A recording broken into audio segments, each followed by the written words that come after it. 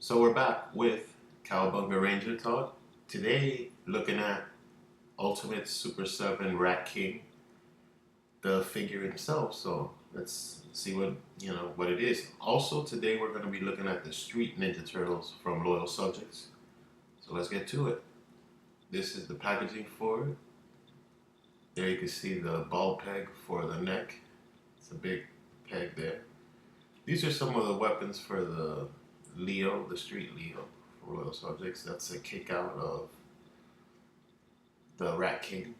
As you can see there, there's more a layout of exactly what comes in the box. A decent amount of stuff, not the most I've ever had from a Super 7 figure, but still.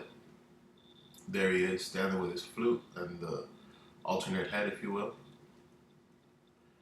Just how deep the elbow bends. That's a close-up shot. So you can see what the scepter of the rat is. There's the tree heads. The back of the figure. This is some drawing work that I had done. Because I had originally thought of doing this figure, so I figured why not just pop it in there. There is the side of it. And here is comparing it to the original Playmates line. What it's more or less homaging. I mean, it's pretty close except for the diaper that's green, and on the original it's not. There's the back of it, the Rat King bio, the maniac leader of the Rat Pack. Here's what he comes in the blister box. That's another shot of what I was, thinking of doing with the figure. If I were, as a modeler or as a designer, I wanted to come up with some concepts to where I would make the cuts and what I would do to update the sculpt. I mean, Super 7 eventually did it, so good for them, but I still wanted to kind of add that in there. That's him with his more vintage looking head. Shot of the back. And I figured just for fun, let's get the new head on the original body. It's obviously not to scale, but it's kind of a funny look. There's the back of both figures. There's the Rat King with everything he basically comes with except, 20 hands. The rope rat, the cat belt, lanyard type thing that he has, the scepter. That's a good shot. That's a really good expression for the character. It's another shot of both heads. The original Playmates one and the updated one. So you can see it's fairly faithful. I mean, they straightened out the eyes because a lot of what Super 7 is very good at is updating what other people did, and they did a very good job. You know, there's another shot of the package side view.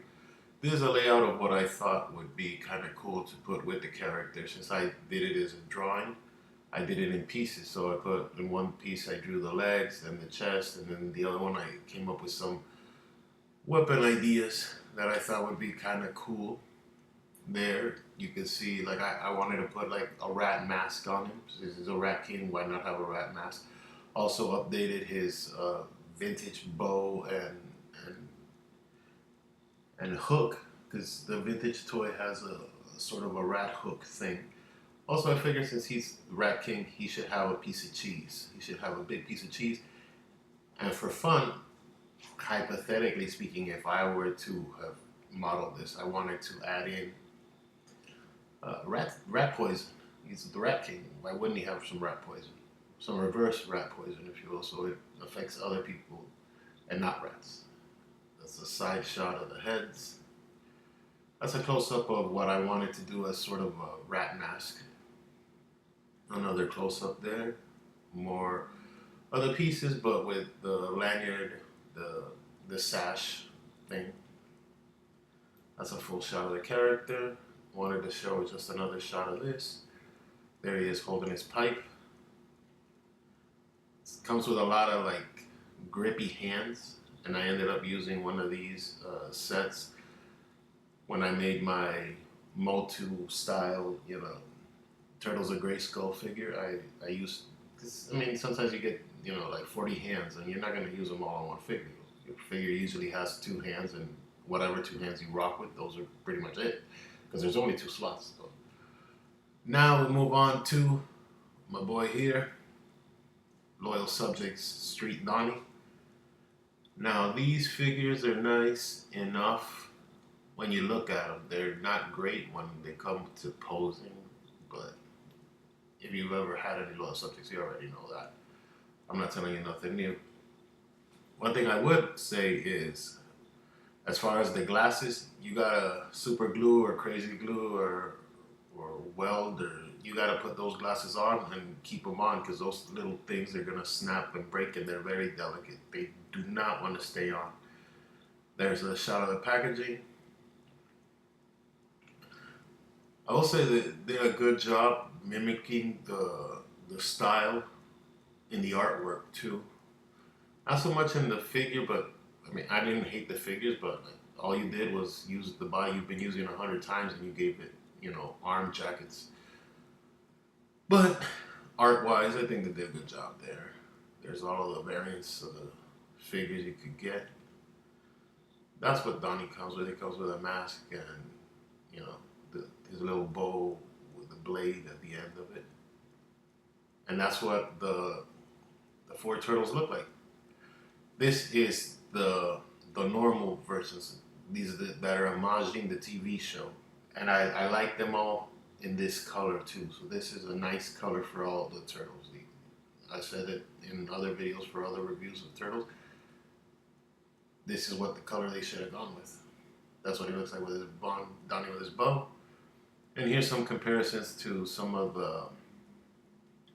the right here, the NECA ones, because this is kind of playing in that world a little bit. They're a little bit smaller than the NECA ones, obviously, but they're not. I don't know, you could probably like fidget, you can probably, play off that. There's Leo with a communicator calling April. That's what all the turtles look like with their little blades and, their little cards inserts on them, I'm sorry. And there is a big shot of all of the characters standing next to their NECA counterparts. So you can see there.